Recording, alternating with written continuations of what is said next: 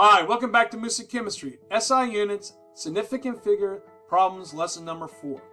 When you think about significant figures, it's not really that hard. There are 5 basic rules. Let's look at the rules. Rule number 1, all non-zero numbers are significant.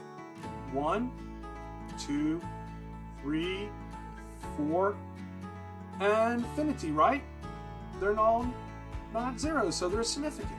No big deal, right? Look at rule number 2. All zeros between non-zero numbers are significant. 1, 0, 1. That 0 is in between 2 non-zero numbers, so it's significant. Rule number 3. All zeros in front of a non-zero number are not significant. All right, in this case, 0.0003. All these zeros do not count because they're in front of a non-zero number. Rule number 4. All zeros to the right of a non-zero number captured by a decimal are significant. 1, 0, 0, 0, dot. All those zeros, right, are captured by this decimal, so they're all significant. Let's look at rule number 5. All zeros to the right of a non-zero number not captured by a decimal are not significant. Look at the same number. In this case, there's no decimal there, so these zeros don't count. It's that simple. Pretty easy, right? So let me go ahead and erase all this real quickly, and we will try some problems. Significant figures are so easy, guys. They really, really are. All right, 0.5901. Well, the 5 is significant, the 9 is significant, and the 1 is significant. But what about this 0?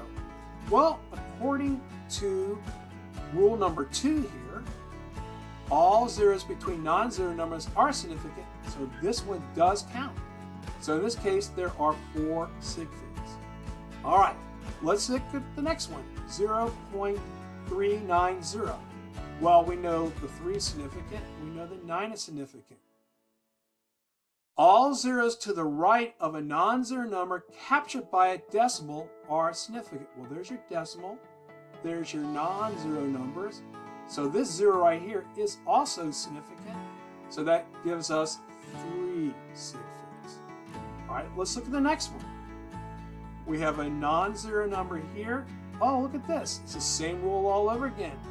All zeros to the right of a non-zero number captured by a decimal are significant. So that 0 actually counts. So there are 2 sig figs there. All right, let's look at the next one. 0.009. Well, this 0, and this 0 are all zeros in front of a non-zero number are not significant. That's rule number 3. So these guys do not count. So only the 9 there is significant, so that has 1 sig fig. Let's take an eraser and clean this up a bit for just a minute. Keep things kind of simple there. All right, let's look at the last problem. 0.0080. Well, this 8 is a non-zero number, so it's significant. But what about this 0 here? Is it significant? Well, let's look at this again. All zeros to the right of a non-zero number captured by a decimal are significant. So that's rule number 4. So that means the 8 is significant and the 0 is significant. So that gives us 2 sig figs. But what about these guys here? Why don't they count?